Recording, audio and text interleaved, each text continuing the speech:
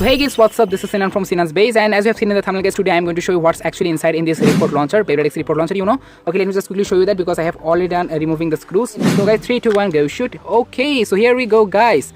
So this is the mechanism guys, as you can see here. Okay. Yeah guys, pretty much simple, not that much complicated in my opinion. And yeah guys, as you know, this report launcher is fully free spinning. The prong is fully free spinning guys, so I think there is no spring inside. Okay, let me just quickly show you the parts. So slowly. You can see this is the bigger gear of this launcher. Yeah guys, the biggest gear, and I can also see another gear at the bottom.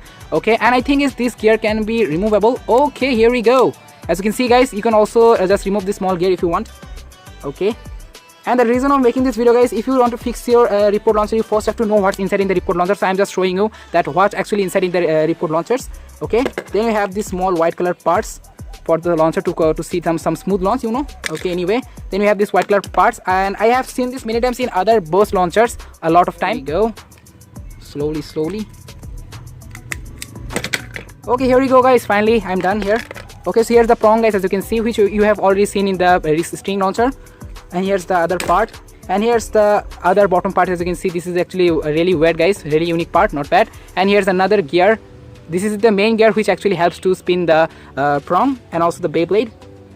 Okay, and here's another part which I have also seen many times in the burst launchers. As you can see, a little stick plastic. So yeah guys, this is the parts that you will get in this string launcher, I mean in report launcher. And though it's fake guys, but still I think the fake and the original still has the same parts like this one has. Okay, yeah guys, this is a fake report launcher as you all know, but I think it has the same parts like the original one. I hope so. Just do it.